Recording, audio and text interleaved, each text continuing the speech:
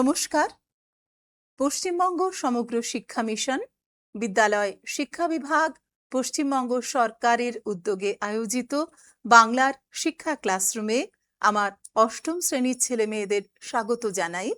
আমি সংহিতা Chakraborty, Bethune collegiate স্কুলের বাংলা ভাষা ও সাহিত্যের সহশিক্ষিকা। আজ আমিও তোমাদের সঙ্গে চলো পড়ি তোমাদের পাঠ্য কবিতা পল্লীকবি জসিম উদ্দিন রচিত গড়াই নদীর তীরে। এই কবিতাটি আজ আমাদের পাঠ্য। কবিতা তো পড়ব গড়াই নদীর তীরে, কিন্তু তার আগে যিনি কবিতাটি লিখেছেন তার সম্পর্কে কয়েকটি কথা চলো জেনে নিই। তোমাদের পাঠ্য বইয়ে হাতে কলমে অংশে পল্লীকবি জসিম উদ্দিন সম্পর্কে বেশ কয়েকটি কথা কবি পরিচিতি হিসেবে লিখিত আছে, সেটা অবশ্যই তোমরা পড়বে। তার সঙ্গে আরো কয়েকটি কথা আমি যোগ করেছি, এসো আমরা জেনে নিই। দেখো, কবি পরিচিতি। প্রথমেই দেখতে পাচ্ছি একটি আলোকচিত্র কবি জসিম উদ্দিনের, আর সেই আলোকচিত্র নিচে লেখা রয়েছে তার স্বহস্তে লেখা স্বাক্ষর জসিম উদ্দিন। কবি জসিম উদ্দিন, জন্ম 1904, প্রয়াণ 1976। বাঙালি কবি, গীতিকার ও লেখক।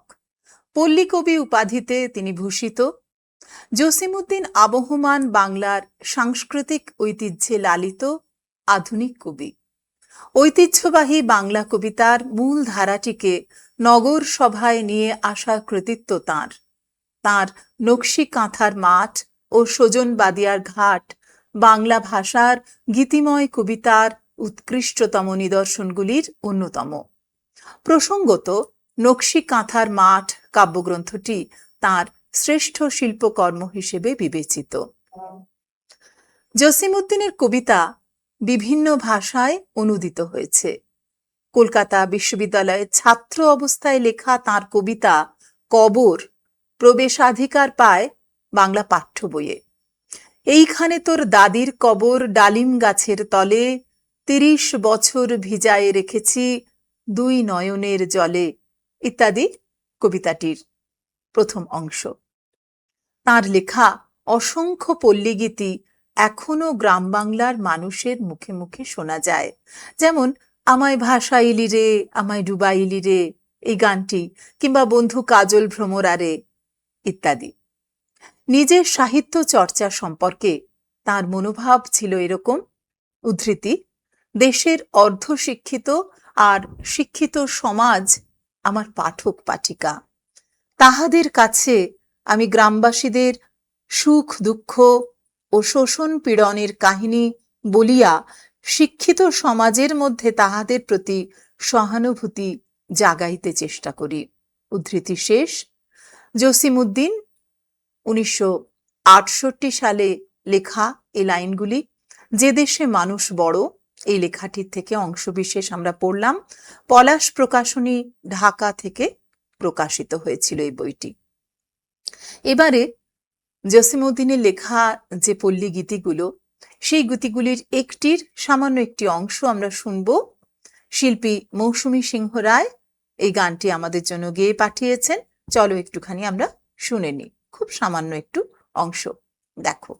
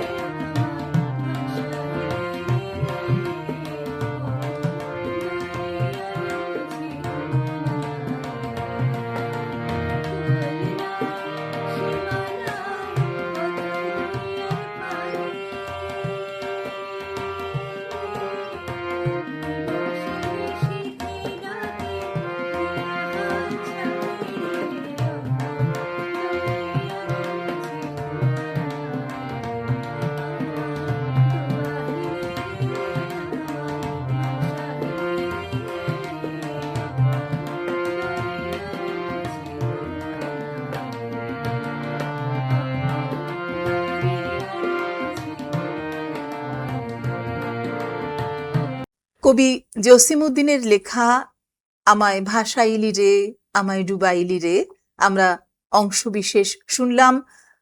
দুই শিল্পী আমরা আমাদের এই পাঠ্যে সাহায্য করলেন। প্রথমে আমরা কৃতজ্ঞতা জানাবো শিল্পী মৌসুমী সিংহ রায়, আর তারই সঙ্গে তাল বাদ্যে ছিলেন শ্রী দেবাংশু সিংহ রায়। উভয়ের কাছে আমরা কৃতজ্ঞ। এরপরে আমরা দেখে নিই, চলো এই কবিতাটি আমরা যেখান থেকে পেয়েছি সেই উৎস সম্পর্কে। দেখো, গড়াই নদীর তীরে এর উৎস সজন বাদিয়ার ঘাট। দেখো, একটি আলোকচিত্র রয়েছে সজন বাদিয়ার ঘাট কাব্যগ্রন্থটির প্রচ্ছদ সম্পর্কে। উপরে রয়েছে কাব্যগ্রন্থটির নাম, আর নিচে রয়েছে কবির নাম জসিমউদ্দিন। ঠিক তার পরে রয়েছে আখ্যাপত্র জসিমউদ্দিন, তার লেখা।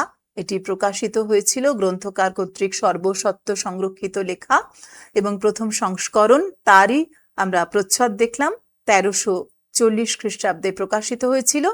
আর তারপরে কবি নিজে লিখেছেন মুখবন্ধ, সেইটুকু একটু তোমাদের জন্য ধরে দিয়েছি এখানে।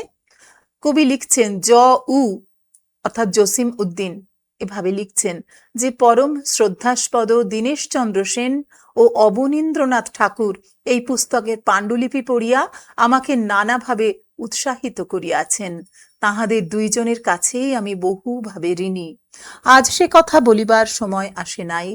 নিজের জীবনকে যদি কোনোদিন সুন্দর করিয়া গড়িতে পারি, তবে সে কথা বলিব।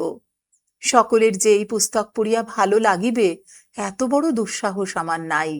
নানা দোষ ত্রুটির সহিত অতি সংকোচে এই পুস্তক সাধারণের সম্মুখে বাহির করিলাম। লিখছেন কবি জসিমউদ্দিন। দেখো, বিদ্যা দাদাতি বিনায়াম, তাই না? বিদ্যা বিনয় দান করে। এত বড় একজন কবি, যিনি নিজে ক্লাস 10-এ পড়তে পড়তে তার লেখা ক্লাস 10-এর পাঠ্য হয়েছিল, তিনি লিখছেন সেই লেখাই প্রবেশিকা পরীক্ষায় কলকাতা বিশ্ববিদ্যালয়ে পাঠ্য করেছে। আমরা কবি পরিচিতিতে জানলাম তিনি তো এমন বিনয়ী হবেন, বিনয় তাকে মহান করেছে। তো তিনি লিখলেন এই কাব্যগ্রন্থটি সম্পর্কে, যে কাব্যগ্রন্থের অংশ বিশেষ এই কবিতা আজ আমাদের পাঠ্য। আমরা দেখে নেব ওই বইটা, অর্থাৎ সজন বাদিয়ার ঘাট, এই বইটাতে কোথায় রয়েছে আমাদের কবিতাটি, সেই পৃষ্ঠাটি আমরা এই বইটা থেকে দেখে নেব। এই দেখো, মূল গ্রন্থ থেকে পাঠ্য কবিতার অংশ বিশেষ আমরা দেখছি। সেখানে মুসলমান মেয়েদের বিবাহের গান রয়েছে, আর তারপরেই রয়েছে এই কবিতাটি। গড়াই নদীর তীরে আমরা যা আমাদের পাঠ্যে পড়ব, আমি ছেলে মেয়েদের বলবো তোমাদের পাঠ্য বইটি খোলো, সেখানে এই কবিতাটি রয়েছে 116 নম্বর পৃষ্ঠায়। দেখো, এই যে তোমাদের পাঠ্য বইয়ের ছবি। চলো একবার সম্পূর্ণভাবে কবিতাটি আমরা পড়ে নিই, তারপরে কবিতাটির লাইন ধরে ধরে, শব্দ ধরে ধরে ব্যাখ্যা করার চেষ্টা করব, বোঝবার চেষ্টা করব কবি ঠিক কি আমাদের বলতে চেয়েছেন। গড়াই নদীর তীরে কুটির খানিরে লতা পাতা ফুল মায়ায় রয়েছে ঘিরে। বাতাসে হেলিয়া আলোতে খেলিয়া সন্ধ্যা সকালে ফুটি। উঠানের কোণে বুনো ফুলগুলি হেসে হয় কুটি কুটি। মাচানের পরে শিমলতা আর লাউ কুমড়ার ঝাড়, আড়াআড়ি করে দোলায় দোলায় ফুল ফুল যত তার। তল দিয়ে তার লাল নোটে শাক মেলেছে রঙের ঢেউ। লাল শাড়িখানি রোদে দিয়ে গেছে এ বাড়ির বধূ কেউ। মাঝে মাঝে সেথা এঁদো ডোবা হতে ছোট ছোট ছানা লয়ে ডাহুক মেয়েরা বেড়াইতে আসে গানে গানে কথা কয়ে। গাছের শাখায় বনের পাখিরা নির্ভয়ে গান করে। এখনো তাহারা বোঝেনি হেথায় মানুষ বসত করে। মটরের ডাল, মুসুরের ডাল, কালিজিরা আর ধনে লঙ্কা মরিচ রোদে শুকাইছে উঠানেতে সযতনে। লঙ্কার রং, মসুরের রং, মটরের রং আর জিরা ও ধনের রঙের পাশেতে আলপনা আঁকাকার। যেন একখানি সুখের কাহিনী নানান আখরে ভরি। এ বাড়ির যত আনন্দ হাসি আঁকা জীবন্ত করি। সাঁঝ সকালের রঙিন মেঘেরা এখানে বেড়াতে এসে কিছুক্ষণ যেন থামিয়া রয়েছে এ বাড়িরে ভালোবেসে। আমরা এই কবিতাটি পড়লাম, আমাদের পাঠ্যাংশে যে কবিতা রয়েছে ততটুকু পড়লাম। দেখো, কবিতাটা তো একবার পড়েছি, তাতে আমাদের মন কিরকম একটা ভালো লাগায় ভরে উঠেছে, তাই না? কত রকম রঙের কথা, একটা নরম ভালো লাগার কথা আমাদের ঘিরে ধরেছে।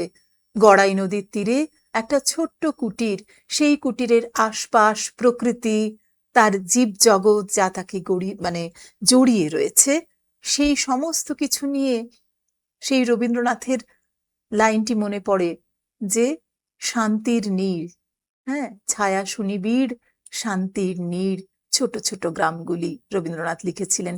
ঠিক আমরা যেন সেই শান্তির নীড়কে দেখতে পেলাম এই গড়াই নদীর তীরে। সজনবাদিয়ার ঘাট, যেখান থেকে আমরা এই কবিতাটি পেয়েছি, এই কবিতার অংশটি পেয়েছি, আমাদের পাঠ্য অংশটি পেয়েছি, সেটি পল্লীকবি জসিমউদ্দিনের এক অনন্দ সুন্দর রচনা।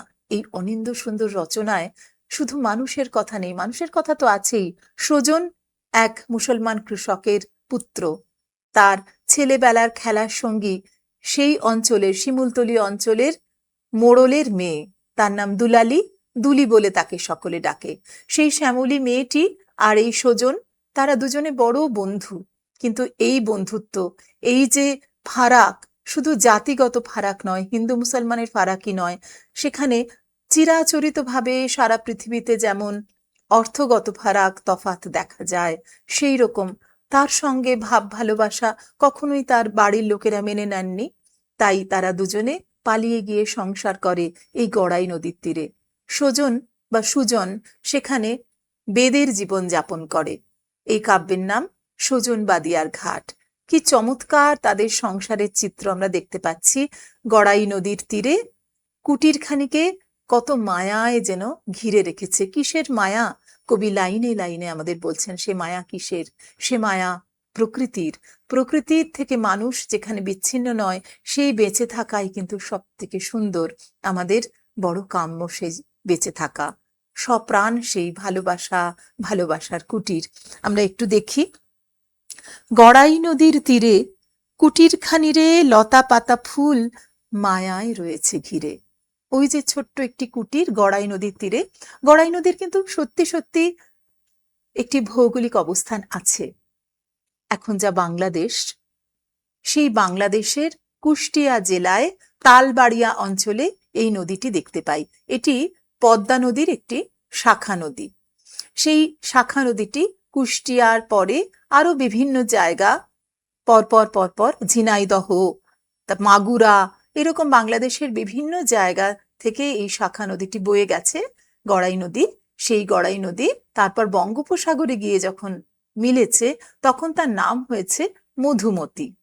তো সেই গড়াই নদীর তীরে আমরা এই এত সুন্দর কুটিরের ছবি দেখতে পাচ্ছি। লতা পাতা ফুল তাকে ঘিরে আছে। কি কি লতা পাতা ফুল? উঠানের কোণে বুনো ফুলগুলি হেসে হয় কুটি কুটি। অর্থাৎ কেউ যে সযত্নে লাগিয়েছে বা সযত্নে নিড়িয়ে দিয়েছে তাদের তা নয়। বুনো ফুল নিজের প্রাণের আনন্দে, মনের আনন্দে যা ওই কুটিরের পাশে ফুটে উঠেছে, কেউ তাদের নষ্ট করেনি। আর লাগবে না, আমাদের সংসারে তোমাদের প্রয়োজন নেই বলে কেউ তাদের ছিঁড়ে ফেলে দেয়নি, দূর পর করেনি। তাই নিজেদের প্রাণের আনন্দে এই কুটিরের মানুষ দুটি যেমন রয়েছে, সেই রকম কুটিরের আশেপাশে প্রকৃতিও নিজের প্রাণের আনন্দে বেড়ে উঠেছে। তাই তারা হেসে কুটি কুটি হয়েছে। এখানে মানবতা আরোপ হয়েছে। ফুল কি করে হাসে? ফুল যখন ফুটে ওঠে তখনই মনে হয় যেন ফুল হাসছে, অর্থাৎ নিজের প্রাণের আনন্দে তার যে ফুটে ওঠা, তাকে কবি বলেছেন যে হেসে হয় কুটি কুটি। এবারে কি বলছেন? মাচানের পরে শিম লতা আর লাউ কুমড়ার ঝাড়। মাচান কি? মাচান হচ্ছে এক রকমের গাছ, যেগুলি লতানে গাছ, যার আকর্ষ আছে, যেমন ঝিঙে, লাউ, কুমড়ো, শিম, এই সমস্ত, বা মটর। তাদেরকে গ্রামীণ মানুষেরা কি করেন, ওই বাঁশের কঞ্চি দিয়ে সরু করে করে বা কাঠ দিয়ে বা অনেক সময় দড়ি দিয়েও আড়াআড়ি করে বেঁধে বেঁধে একটু উঁচুতে তুলে দেন, যাতে গাছগুলো লতিয়ে লতিয়ে পুরো অঞ্চলটা জুড়ে তাদের ফসল ফলাতে পারে। তোমাদের একটু দেখাই ছবিতে, একটু দেখে নাও।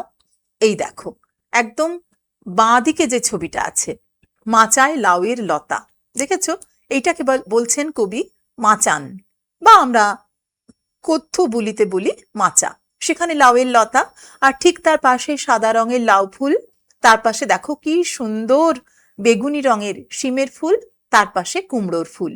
আমরা কবিতায় পেলাম মাচানের পরে শিমলতা আর লাউ কুমড়ার ঝাড়, আড়াআড়ি করে দোলায় দোলায় ফুল ফুল যত তার। তাহলে যার যার ফুল ফল সে এই মাচানের পরে দোলায়, সেখানেও কোনো তাদের ভেতরে বিচ্ছেদ এসব নেই, তারা কোনো রকম সংঘর্ষে যায় না, নিজেদের প্রাণের আনন্দে তারা নিজেদের ফুল ফোটায়। আর আড়াআড়ি করে দোলায়, অর্থাৎ আড়াআড়ি মানে কোনাকুনি, হ্যাঁ, কেউ কারুর জায়গা কেড়ে নেয় না। এরপরে কবি বলছেন, তল দিয়ে তার লাল নোটে শাক, মেলিছে রঙের ঢেউ। এই যে মাচা দেখো, দেখতে পাচ্ছ নিচে যে নীল রঙের এক একটা ড্রাম মতো রয়েছে, সেখান থেকে গাছ লাগানো, তার উপরে ওই গাছটি উঠেছে, লাউ গাছটি। ঠিক তার নিচে যেখানে আমরা মেঝে অংশটা দেখতে পাচ্ছি, সেখানে লাল নোটে শাক, কবিতায় সেখানে লাল নোটে শাক। তাহলে বুঝতে পারছো কত রঙের সমাহার, সবুজ পাতা, সাদা রঙের লাউ ফুল, বেগুনি রঙের শিম ফুল, আবার কমলা রঙের কুমড়ো ফুল, এত রং, এবং তার নিচে রয়েছে লাল নোটে শাক, একদম যেন বিভিন্ন রঙের সমাহার। প্রাণ প্রাচুর্যে উছলে পড়েছে জীবন। তো সেই রকম লাল নোটে শাক, তল দিয়ে তার মানে তার নিচে দিয়ে লাল নোটে শাক, মেলিছে রঙের ঢেউ, লাল শাড়িখানি রোদে দিয়ে গেছে এ বাড়ির বধূকেও। সেই বধূকে আমরা দেখতে পাচ্ছি না, কবিতাকে দেখাচ্ছেন না, সরাসরি সে আসছে না, কিন্তু তার কাজ আমরা দেখতে পাচ্ছি। এই যে মাচা বেঁধে দেওয়া, এই যে গাছপালা লাগানো, বুনো ফুল তো নিজের মনের আনন্দে নিজে গজিয়েছে, কিন্তু এই সমস্ত যা আমাদের প্রতিদিনের শাকসবজি, সে তো কেউ যত্ন করে তার সংসারে লাগিয়েছে এবং লাল শাড়িখানি রোদে মেলে দিয়ে গেছে। এই সমস্ত রঙের সঙ্গে লাল শাড়িটি যেন একটা আলাদা রকম মাধুর্য তৈরি করেছে। লাল রং প্রাণের প্রতীক, আমাদের রক্তের রং লাল, হ্যাঁ, প্রাণ প্রাচুর্যের প্রতীক। সেই লাল শাড়িটি সুখ, ভালোবাসা, ঐশ্বর্য, সমস্ত কিছুর রঙের প্রতীক যেন ওই লাল শাড়ি রোদে সে মেলে দিয়ে গেছে। সেই বধূটিকে আমরা দেখতে পাচ্ছি না, কিন্তু তার পরিপাটি সংসার, তার শান্তি সুখের নীড়, সেখানে সে যে মিলেমিশে আছে এমনটা আমরা বুঝতে পারছি। সে আড়ালে আছে, কিন্তু সে আছে। এবারে কবি বলছেন, মাঝে মাঝে সেথা এঁদো ডোবা হতে ছোট ছোট ছানা লয়ে ডাহুক মেয়েরা বেড়াইতে আসে গানে গানে কথা কয়ে। ডাহুক মেয়েরা, কি সুন্দর করে বলছেন দেখো কবি। ডাহুক তো একরকম পাখি, গ্রাম বাংলার নিজস্ব পাখি, ডাক পাখিও বলা হয় কথ্য বলিতে, আর ডাহুক শুদ্ধ বাংলায়। সেই ডাহুক পাখি তার ছানাপোনাদের নিয়ে জলের থেকে এই এঁদো ডোবা, অর্থাৎ অপ্রশস্ত নোংরা জলাশয়, খুবই ছোট্ট, সেইখান থেকে পাখি তার বাচ্চাদের নিয়ে যেন এই উঠোনে বেড়াতে আসে। এখানেও মানবতা আরোপ হয়েছে। এই মানবতা আরোপ কিরকম, বা পার্সোনিফিকেশন যেটা বলা হয়, যে ডাহুক পাখি, মেয়ে ডাহুক পাখি, তাকে কেমন করে বলছেন, যেমন পাড়া বাড়াতে যায় গ্রামের মেয়েরা, ছেলে পুলে ছানাপোনা নিয়ে এ ওর বাড়িতে ঘুরতে যায়, সেরকম পাশের এঁদো ডোবা থেকে প্রতিবেশী ডাহুক মেয়ে, সে তার ছানাপোনাদের নিয়ে যেন বেড়াতে এসেছে। কেউ তো তাদের মারবে না, ধরবে না, এবং তার সন্তানদের উপর অত্যাচার করবে না, তাই নির্ভয় সে, নির্ভার সে মনের আনন্দে যেন ঘুরতে এসেছে এই উঠোনের ওপরে। একটু চলো দেখে নি ডাহুক পাখি কেমন দেখতে। এই দেখো, দেখেছো, মাঝে মাঝে সেথা এঁদো ডোবা হতে ছোট ছোট ছানা লয়ে ডাহুক মেয়েরা বেড়াইতে আসে গানে গানে কথা কয়ে। কেমন করে তারা কথা বলে, তারাও কথা বলে তাদের নিজস্ব ভাষায়, পাখির ভাষা, পাখির নিজের বুলি, তার শীষ দেওয়া স্বর। বলছেন কবি যে গানে গানে সে কথা বলে। কেমন সে গান, আমরা একটু শুনে নি, চলো।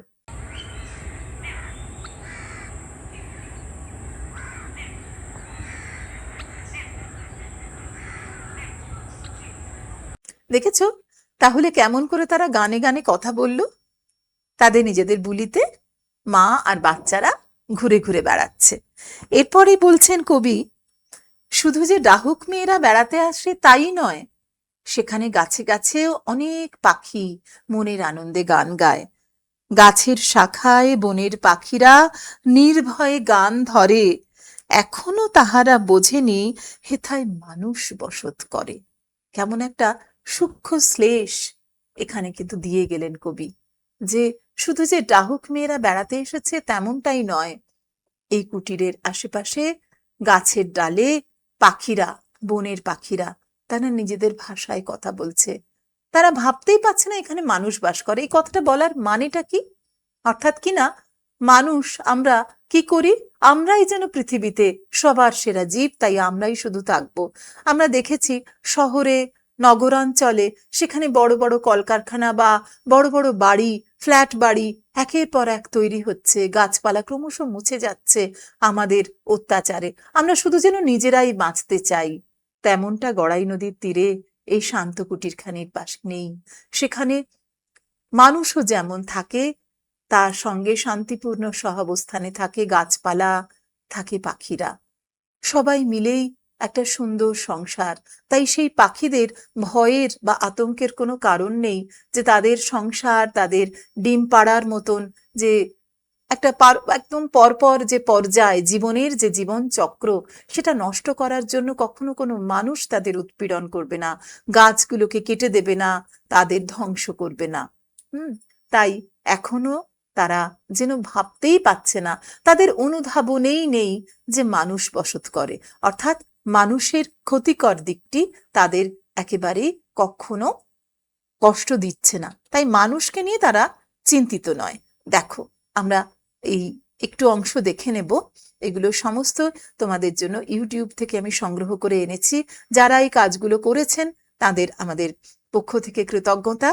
আমরা আমাদের পাঠের সুবিধার জন্য তাদের কাছে ঋণী। দেখো, দেখে নাও।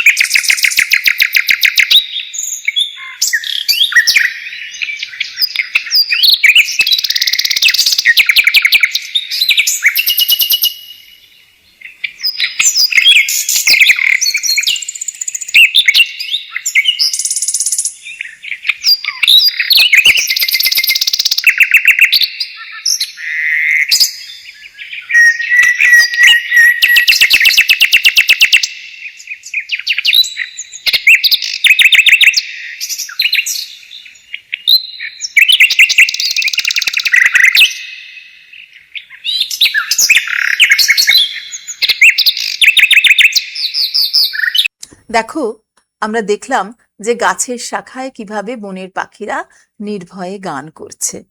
এবং এ তো গেল যে এখনো তারা জানে না যে এখানে মানুষ বসত করে, কিন্তু আমরা তো জানি। কবি তো জানিয়েছেন যে কেউ যেন তার লাল শাড়ি কোনো বধূ সে মেলে দিয়ে গেছে। তাহলে আমরা দেখতে পাচ্ছি তার পরের লাইনেই কবি বলছেন যে মটরের ডাল, মুসুরের ডাল, কালিজিরা আর ধনে, লঙ্কা মরিচ রোদে শুকাইছে উঠানেতে সযতনে। এই যে উঠোন, যেখানে ওই লাল শাড়িটা মেলে দিয়ে গেছিল সেই বধূটি, তার হাতের কাজটিও সেখানে রয়েছে। সুন্দর করে গুছিয়ে সে সংসার করে। সেই সংসারী সুন্দর মেয়েটির মন যেন ওই তার উঠোনে মেলে ধরেছে। সে মটর ডাল, মুসুর ডাল যা প্রতিদিনের কাজে লাগে সেগুলি সে রোদে শুকোচ্ছে। একটু দেখে নিই আমরা সেই ছবিটা। এই দেখো,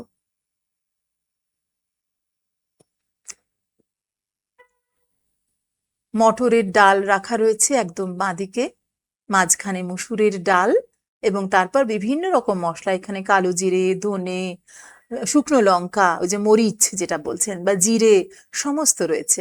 তোমাদের জন্য এই সমস্ত কিছু আমি আলপনার মতো করে সাজিয়ে এনেছি। দেখো, এ তো ছবিতে দেখলাম, এবারে আমরা দেখব ঠিক যেমন করে তোমাদের মায়েরা ঘরে সমস্ত কৌটোয় কৌটোরে মশলাপাতি রেখে দেন, ডাল ইত্যাদি রেখে দেন, সেগুলো আমি নিয়ে এসেছি। এখানে বলা হয়েছে যে লঙ্কার রং, মুসুরের রং, মটরের রং আর জিরা ও ধনের রঙের পাশেতে আলপনা আঁকাকার। হিন্দু ঘরের মেয়ে দুলি বা দুলালি, সে দেখেছে চাষি হিন্দু ঘরে সবসময় ওই আলপনা আঁকা থাকে। তারা মনে করেন যে সেখানে মা লক্ষ্মীর আগমন ঘটে। শস্যে তো মা লক্ষ্মীর, শস্যপূর্ণা বসুন্ধরা, সেখানে মা লক্ষ্মীর আগমন ঘটে, তাই তার জন্য তারা আলপনা এঁকে রাখে। আর তোমাদের জন্য আমি নিয়ে এসেছি সেই মটরের ডাল, মুসুরের ডাল, হ্যাঁ, জিরা ধনে, এই সমস্ত দিয়ে কালি জিরা, মানে কালো জিরা। কালো জিরা আমরা যে বলি, সেই কালো জিরা বলি, তার শুদ্ধ রূপটি হচ্ছে কালি জিরা। হ্যাঁ, স্বরসঙ্গতি এখানে কাজ করছে। আমরা দেখতে পাচ্ছি, এবার তোমাদের দেখাবো যে কেমন করে সেই মটরের ডাল, মুসুরের ডাল, কালো জিরা, ধনে এসব দিয়ে একটা সুন্দর করে আলপনা আঁকা যায়। তোমরাও বাড়িতে চেষ্টা করে দেখতে পারো, তবে খুব ভাল লাগবে, তোমাদের পড়তে ভালো লাগবে। চলো আমরা দেখে নিই এই অংশটুকু। এই দেখো, দেখেছো মটরের ডাল, এই যে দুপাশে দেখো মটরের ডাল রয়েছে, আর এটা হচ্ছে মুসুর ডাল, এবার কালো জিরা, ধনে, আর এই হচ্ছে শুকনো লঙ্কা, লঙ্কা মরিচ বলছেন সেই জন্য এই দেখো এক একটা শুকনো লঙ্কা আর কালো জিরে। এই দেখো, দেখেছো কেমন ছোট ছোট, এগুলো রান্নায় ব্যবহৃত হয়। এই যে গড়াই নদীর তীরে যে সুন্দর শান্ত স্নিগ্ধ কুটির, সেখানকার বধূটি এমন করে তার উঠোনে মেলে দিয়েছে নানান রঙের একটা সুন্দর যেন আলপনা। এর পাশে সে আলপনা দিয়েছে, এরকম আলপনা করে সে মেলেনি, কিন্তু আমি তোমাদের জন্য সুন্দর করে আলপনা করে নিয়ে এসেছি। এই যে লঙ্কার রং, হ্যাঁ, আর মুসুরের রং, মটরের রং আর জিরা ও ধনের রঙের পাশেতে আলপনা আঁকাকার, এই যে কবি বলেছেন সেটাই বোঝানোর জন্য আমি এরকম করে তোমাদের জন্য করে নিয়ে এসেছি।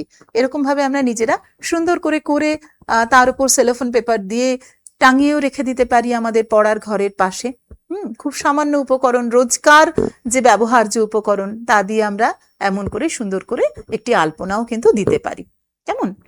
বেশ, আমরা দেখলাম এই মাত্রই লঙ্কার রং, মসুরের রং, মটরের রং আর জিরা ও ধনের রঙের পাশেতে আলপনা আঁকাকার, সে তো আমরা দেখলাম।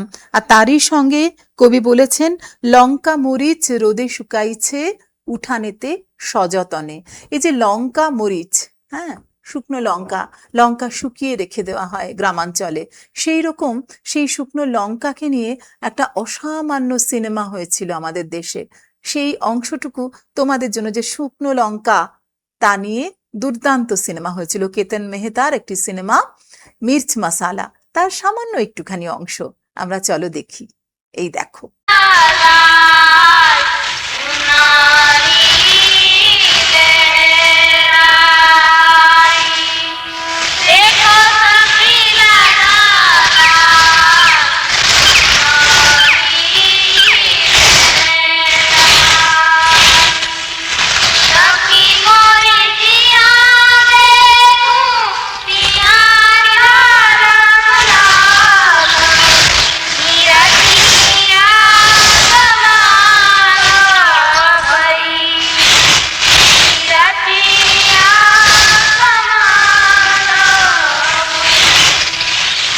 স্মিতা পাতিলের অনবদ্য অভিনয়ে সমৃদ্ধ এই মির্চ মশালা 1987 সালে এই সিনেমাটি আমরা দেখেছিলাম, কেতন মেহতা পরিচালিত। তার একটুখানি অংশ দেখলাম। কি টুকটুকে লাল লঙ্কা রোদে শুকোচ্ছে, কি অসামান্য লাগছে দেখতে না?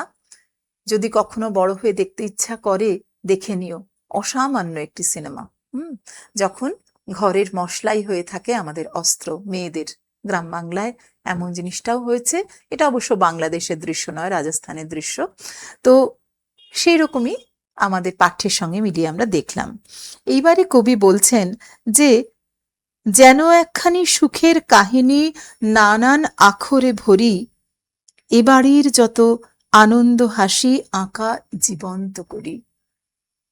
যেন একটি সুখের কাহিনী। এই যে এত রকমের রং, শুধু রঙের সমাহারই নয়, প্রাণের সমাহার। কত পাখি ডাকছে এই বাড়ির আশেপাশে গাছের শাখায়, সারাদিন ধরে তারা গান শোনাচ্ছে। ডাহুক মেয়েরা নির্ভয় তাদের ছানাপোনা নিয়ে ঘুরে বেড়াচ্ছে। তো নানান আখরে, মানে নানান অক্ষরে এই একটা সুখের কাহিনী যেন লেখা।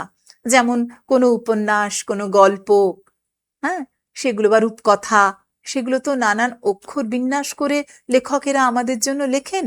আর এখানে আমরা দেখতে পাচ্ছি যে যেন নানান রকম, এগুলোই যেন অক্ষর। অর্থাৎ কিনা পাখিদের ডাক, পাখিদের ঘুরে বেড়ানো, ফুলেদের নিজেদের ইচ্ছায় ফুটে ওঠা, আর একটি অদেখা মেয়ে, তার এই রং মিলান্তি খেলা। সে তার লাল শাড়িটি মেলে দিয়ে গেছে, সে সুন্দর করে গুছিয়ে সংসার করছে, রঙে রঙে ভরে উঠেছে তার জীবন, তেমনটা আমরা দেখতে পেলাম। মানুষ এখানে আড়ালে রয়েছে, কিন্তু সে আছে। মানুষ এবং প্রকৃতি, তাদের এই অপূর্ব সুন্দর মেলবন্ধনে এই কবিতাটি যেন নানান, এইগুলি তার অক্ষর, যেন সুখের কাহিনী নানান অক্ষরে ভরে, বিভিন্ন রঙের অক্ষরে ভরে আমাদের সামনে পরিবেশিত হয়েছে। এমনটাই কবি বলেছেন যে এবারই যত আনন্দ হাসি তা যেন জীবন্ত করে আঁকা রয়েছে। শুধু তাই নয়, প্রকৃতির মাঝে মেঘেদের খেলাও তো আমরা দেখি সকাল সাঁঝে। সেই মেঘেরাও যেন এখানে এসে থমকে দাঁড়ায়।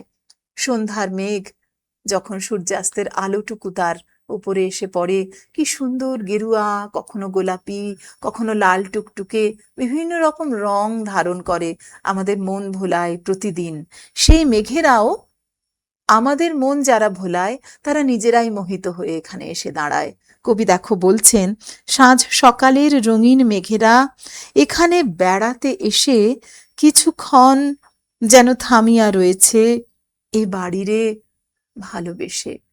সকালবেলার সূর্যোদয় আর রাত্রে, মানে সন্ধেবেলার যে সূর্যাস্ত, হ্যাঁ, সেই প্রত্যুষ এবং প্রদোষের যে সূর্যের রং প্রতিফলিত হয় রাঙা মেঘের বুকে, সেই মেঘগুলিও যেন এই বাড়িকে জড়িয়ে ধরে কিছুক্ষণ থেমে থাকে।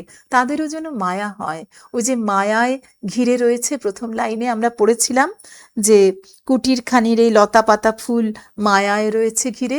শুধু লতা পাতা ফুলই নয়, মেঘেরাও যেন মায়ায় পরম আদরে তাকে জড়িয়ে ধরে।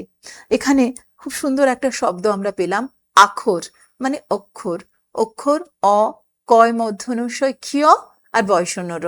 আমরা তো জানি, সেখান থেকে আমরা যদি উচ্চারণ করি তখন কিন্তু ওই ক আর মূর্ধন্যস্বর উচ্চারণটা আমরা বুঝি না। আমরা বাংলায় অক্ষর বলি না, বলি অক্ষর। অ, ক্ষয় হসন্ত খ, র, অক্ষর। সেখান থেকে দেখো পরিপূরক দীর্ঘিভবন বা ক্ষতিপূরক দীর্ঘিভবন হয়ে আখর, একটা খ উঠে গিয়ে আ, অটা হয়ে গেছে আ, আর খটা তো খ আছে, একখানা খ পড়ে রয়েছে, হয়েছে আখর। কি ভালো লাগছে আমাদের শুনতে।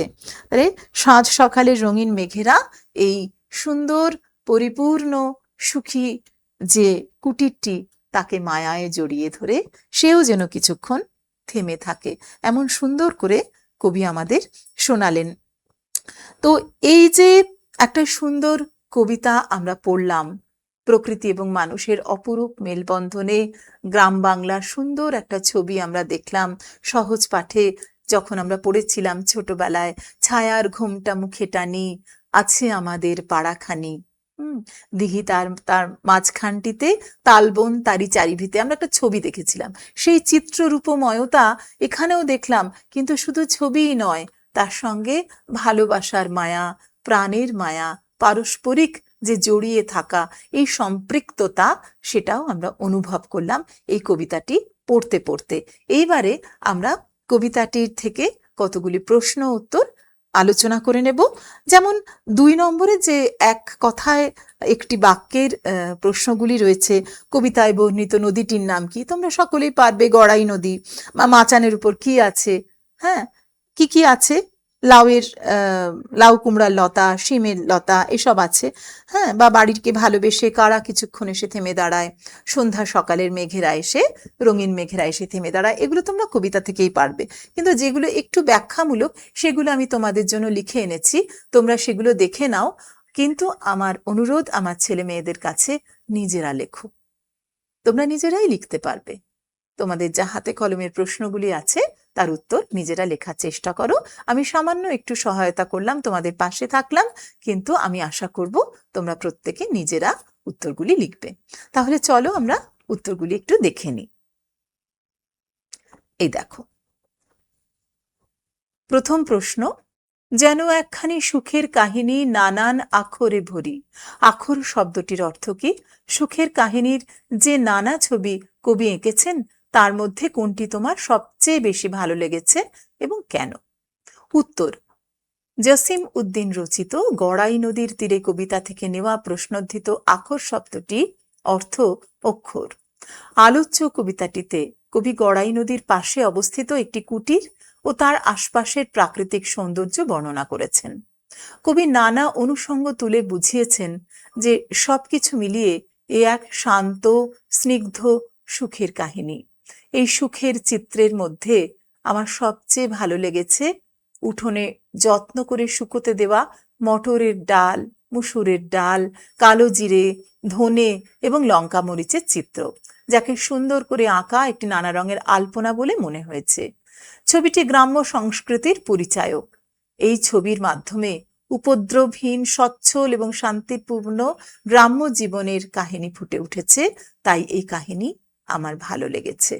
তোমরা এভাবে লিখতে পারো নিজেদের মতো করে, শুধু একটা শব্দের বানান একটু ঠিক করে নিও। কবি নানা অনুষঙ্গ তুলে, এখানে অনুষঙ্গ বানানটা মূর্ধন্য স হবে, ভুলবশত দন্তস্ব লেখা আছে, সঙ্গ আলাদা, অনুষঙ্গ আলাদা। কেমন? তাহলে আমরা পরের প্রশ্ন যাই এবং পরের প্রশ্ন উত্তর দেখে নিই। দেখো, 2 নম্বর প্রশ্ন, কিছুক্ষণ যেন থামিয়া রয়েছে এ বাড়িরে ভালোবেসে।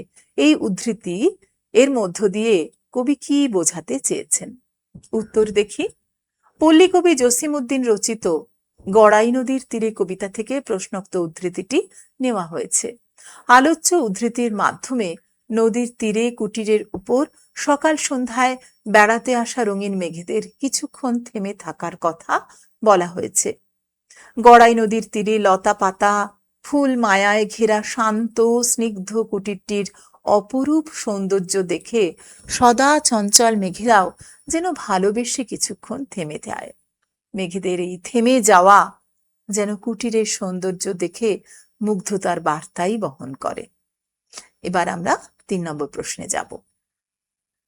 3 নম্বর প্রশ্ন, এ বাড়ির যত আনন্দ হাসি আঁকা জীবন্ত করি।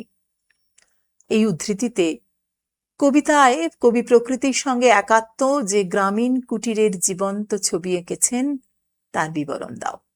উত্তর, জসিম উদ্দিন রচিত গড়াই নদীর তীরে কবিতায় কবি প্রকৃতির সাথে একাত্ম এক গ্রামীণ কুটিরের জীবন্ত ছবি এঁকেছেন। গড়াই নদীর তীরে অবস্থিত এই কুটির খানিকে লতা পাতা ফুল মায়ায় ঘিরে রয়েছে। উঠোনের কোণে হাসছে বুনো ফুল, মাচানের উপর শিমলতা ও লাউ কুমড়োর ঝাড়, নিচে লাল নোটে শাক। এ বাড়ির নির্জনতা দেখে এঁদো ডোবা থেকে ছোট ছোট ছানা নিয়ে ডাহুক মেয়েরা এসে গান গেয়ে যায়। গাছের শাখায় বনের পাখিরা নির্ভয়ে গান করে, তারা টেরও পায় না এখানে মানুষ বসবাস করে। উঠোনের নরম রোদে সযত্নে শুকায় মটরের ডাল, মুসুরের ডাল, কালো জিরে, লঙ্কা মরিচ প্রভৃতি। তার পাশে আঁকা আলপনায় সৌন্দর্য মেঘেদেরও মুগ্ধ করে। মেঘেরাও যেন ভালোবেসে এ বাড়ির উপর কিছুক্ষণ থেমে এ বাড়ির সৌন্দর্যে মুগ্ধ হয়ে তা উপভোগ করে। কেমন? তাহলে আমরা এই কটি প্রশ্ন এবং উত্তর দেখলাম। আর বাদ বাকি যা প্রশ্ন আছে, কবিতাটি যদি তোমরা ভালো করে পড়ো, নিজেরাই লিখতে পারবে, নিজেরা লেখার চেষ্টা করবে। আর ছেলে মেয়েদের কাছে আমি আরো একটি অনুরোধ করব যে এই গড়াই নদীর তীরে, খুব বড় তো নয় কবিতাটি এবং অন্তমিল সমৃদ্ধ কবিতা, তোমরা কবিতাটি মুখস্থ করে ফেলবে। কবিতাতে বর্ণিত নদীটির নাম কি, কি কি মশলার ব্যবহার কবি এখানে করেছেন, উল্লেখ কবি এখানে করেছেন, বা কোন কোন পাখির উল্লেখ করা আছে, তাদের কি আচরণ আছে, পাখিদের সাথে মানুষের কি রকম মেলবন্ধন এই কবিতায় প্রকাশিত, সেগুলো তোমরা ছোট্ট ছোট্ট উত্তরগুলো কবিতাটি মুখস্থ থাকলে সঙ্গে সঙ্গে লিখতে পারবে। তাই কবিতাটি সকলে মুখস্থ করবে, ভালোও লাগবে তোমাদের, আর নিজেরা উত্তরগুলি লেখার চেষ্টা করবে, ঘড়ি ধরে উত্তর লেখার চেষ্টা করবে। কেমন? বেশ, আজ তাহলে এই পর্যন্তই।